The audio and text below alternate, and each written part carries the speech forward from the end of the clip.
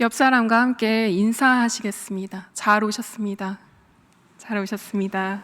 네. 어떤 한 주간을 보내셨는지 모르겠습니다. 저는 개인적으로 날씨와 계절 때문에 마음이 엎치락뒤치락하는 한 주간을 보냈습니다. 지난주까지만 해도 따뜻하길래 지금 봄이구나, 이제 봄이 오는구나 싶어서 여러분께서 지금 보신 설교 제목을 지어서 보냈는데요. 하필 이번 주 중에 한방눈이 오더라고요. 그리고 또 날씨가 맑아지길래 이번 주말엔 또 괜찮겠구나 싶었더니 어젯밤 비가 내리기 시작했습니다. 혹시 비가 눈으로 바뀌어서 예배 드리러 오시기가 불편하실까봐 또 밤새 마음을 노심초사하는 시간을 또 보냈습니다. 오늘 나눌 말씀이 또 믿음과 시험에 관한 내용인데요. 저 개인적으로 아무튼 제대로 시험을 치르는 한 주간이었습니다. 그래도 주님 은혜로 이렇게 무사히 예배드리게 된 것에 대해서 하나님께 감사드리고 또 부족한 제게 말씀을 나누도록 허락해 주신 연세대학교회와 또 교우님들께 감사드립니다. 오늘은 사순절의 둘째 주간입니다.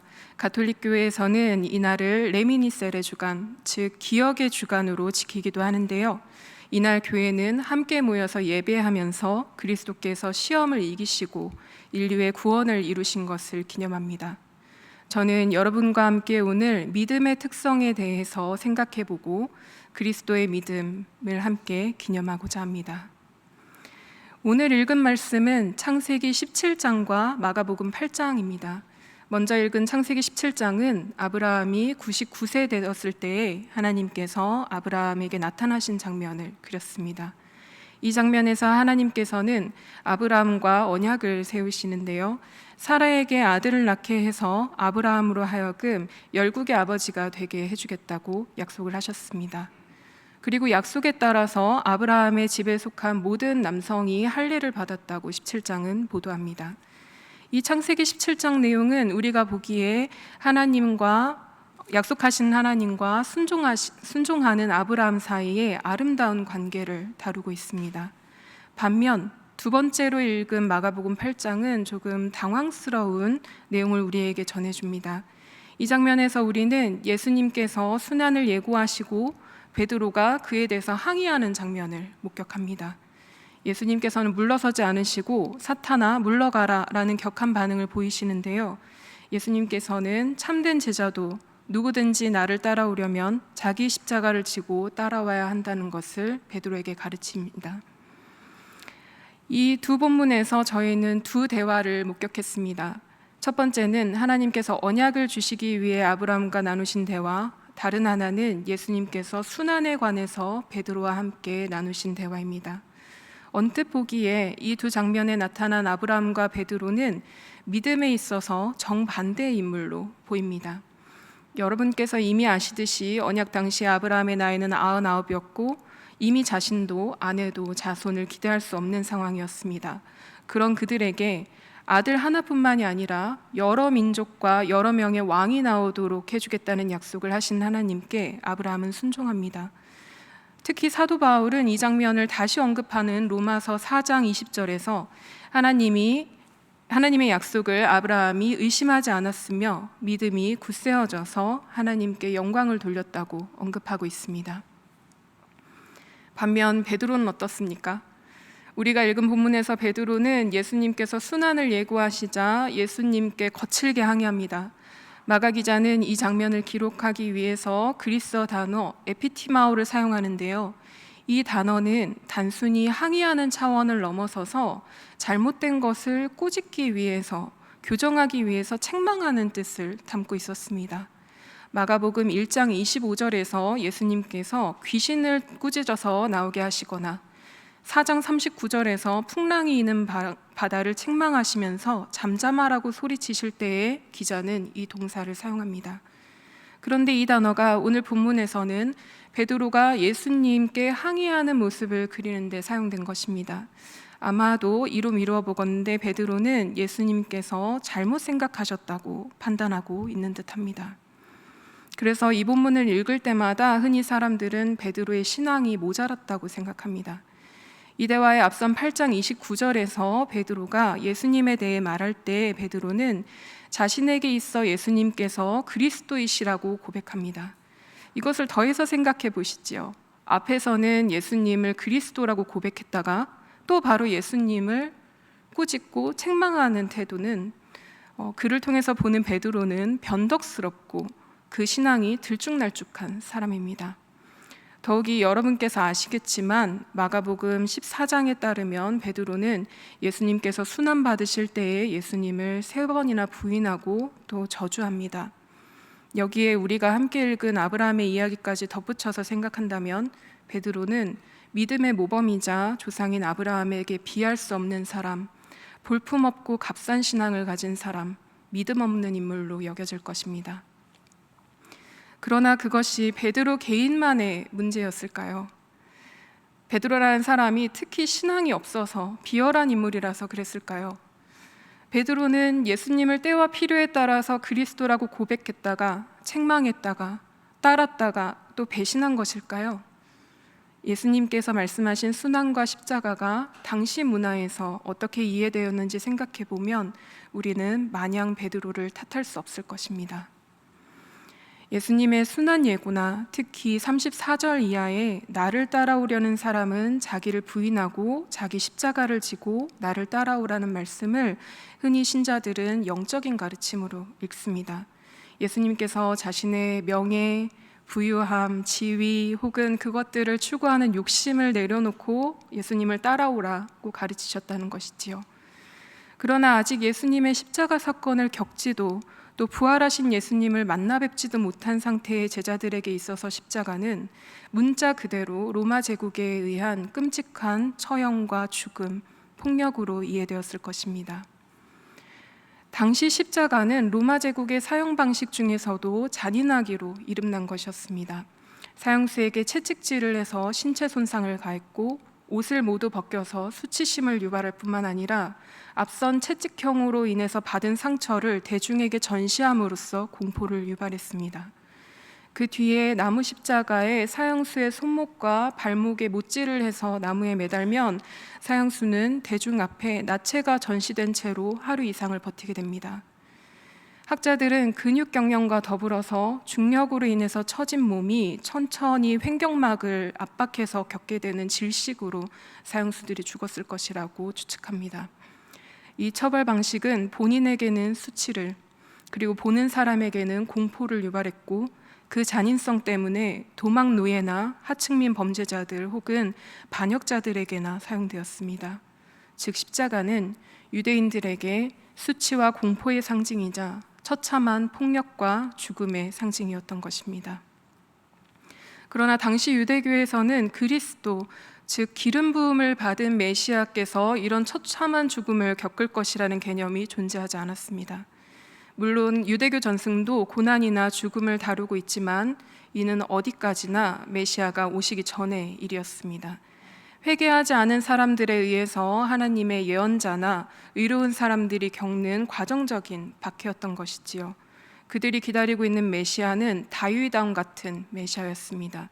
즉 하나님의 대적자들을 축출하고 착취와 억압의 대상이 된 이스라엘을 해방시키는 정치적인 지도자를 기다렸던 것입니다.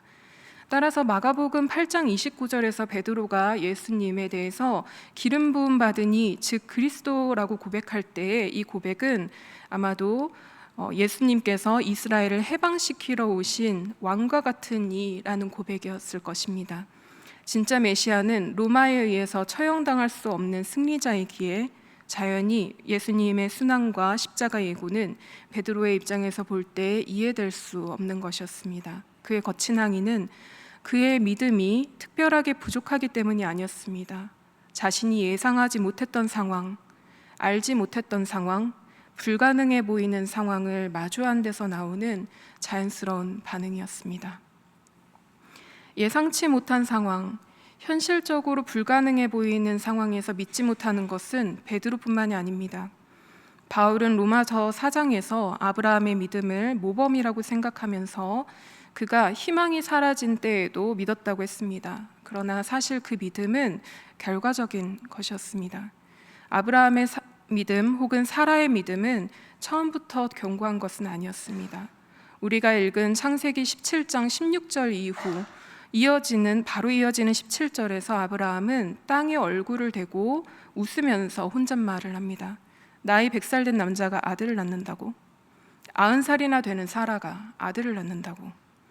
그러고는 아브라함은 하나님께 이미 태어난 아들에게나 복을 주시길 원한다고 말합니다. 아브라함뿐입니까? 사라 또한 마찬가지였습니다. 사라는 하나님의 약속을 듣고 의심하면서 웃을 뿐만 아니라 심지어 하나님께 자신이 웃지 않았다고 거짓말을 합니다. 후대는 아브라함과 사라를 믿음의 모범으로 기억하지만 이들의 믿음은 결코 시작부터 완전 무결한 것이 아니었습니다. 베드로나 아브라함, 사라뿐만이 아니라 신약 성서에 등장하는 제자들의 신앙 또한 많은 경우 의심과 두려움에 흔들렸습니다. 제자들은 늘 예수님께 표적을 보여달라고 요청하다가 책망을 듣고요. 도마는 예수님의 부활을 믿지 못해서 부활하신 예수님의 그 못자국에 손을 넣어보기까지 합니다. 이런 제자들의 모습을 통해서 발견되는 것은 오히려 신앙 혹은 믿음의 속성입니다.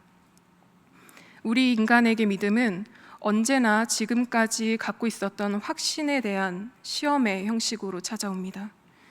예상하지 못했던 상황, 당황스러운 상황, 어디로 가야 할지 모르는 상황에서 일을 헤쳐나가야 할 때 우리는 묻습니다. 이게 될까? 이게 될 리가 있을까? 그 의심의 순간 내가 갖고 있었던 신뢰와 확신은 속절없이 흔들립니다. 그리고 우리가 직면하게 되는 것은 바로 내가 갖고 있었던 믿음의 깊이입니다.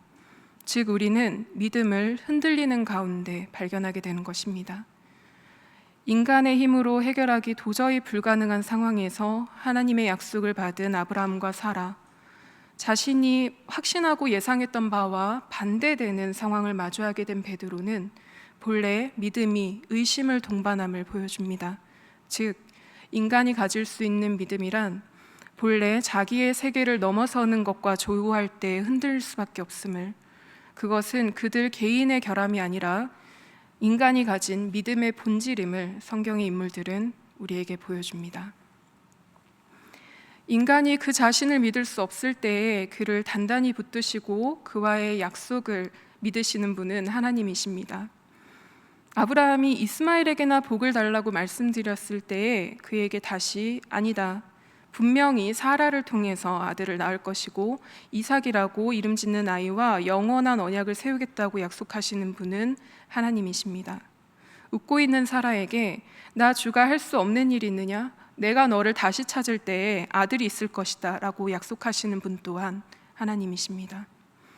그리고 오늘 우리가 읽은 마가복음에서 베드로를 붙들어 주시고 그를 믿어 주시는 분은 예수님이십니다. 우리가 읽은 33절에서 예수님께서는 베드로를 사탄이라고 부르셨습니다. 사탄이라는 단어에 대해서 우리는 흔히 예수님의 대적자 혹은 사악한 세력으로 이해합니다. 그러나 사탄은 단순히 대적자가 아니라 누군가의 의로움이나 믿음을 시험하는 시험자를 가리킬 때도 쓰였습니다. 욥기에서 욥의 믿음을, 의로움을 시험하려 하나님께서 보내신 이 또한 사탄이었습니다. 복음을 위해서 목숨을 잃어야 한다고 생각하시는 예수님의 믿음에 항의하는 베드로는 예수님의 입장에서는 믿음을 시험하는 시험자였던 셈입니다. 바로 앞에서 예수님을 그리스도라고 고백했던 사람이 바로 다음 순간 자신의 믿음을 시험하고 있으니 예수님의 황당함을 이루 말할 수 있을까요? 그러나 예수님께서는 말씀하십니다. 내 뒤로 물러가라. 예수님의 뒤에는 누가 있었을까요? 33절을 보시면 예수님께서 돌아서서 제자들을 보셨다고 언급하고 있습니다. 예수님의 뒤에는 제자들이 따라오고 있었습니다. 뿐만 아니라 내 뒤로 물러가라 라는 말씀 중에 내 뒤로를 뜻하는 그리스어는 오피소무인데요. 이는 예수님께서 나를 따라오려고 하는 사람에 대해서 가르치실 때 사용하시는 그리스어인 오피소무와 같은 표현입니다. 즉 자기 확신이 흔들리고 혼란스러워하는 와중에 예수님의 믿음에 대해서까지도 시험하게 된 베드로를 예수님께서는 여전히 제자로 붙드시고 품으시는 것입니다. 예수님께서는 다시 베드로에게 배울 기회를 주시고 또 다시 가르치십니다. 나를 따라오려고 하는 사람은 누구든지 자기를 부인하고 복음을 위해서 목숨까지도 내놓을 수 있어야 한다고, 나를 따라오라고 말입니다. 베드로를 향한 예수님의 믿음에는 한계가 없었습니다. 여러분께서 아시다시피 베드로의 삶을 들여다보면 그는 성공적인 제자가 아니었습니다. 그는 모든 사람들이 주님을 버릴지라도 나는 결코 버리지 않겠습니다 라고 예수님께 약속합니다. 그러나 그 약속은 채 하루가 지나기도 전에 깨졌습니다. 심지어 베드로는 예수님께서 누군지도 모른다고 계속 부정하고 저주하기까지 합니다. 여러분이라면 용서하실 수 있겠습니까? 나의 가장 어두운 날, 나를 모른다고 하는 것도 모자라서 저주하는 이를 다시 믿고 사랑하실 수 있습니까? 자기가 살겠다고 한때 사랑하고 따랐던 사람을 나서서 저주하는 일을 여러분께서는 다시 믿어주실 수 있으시겠습니까?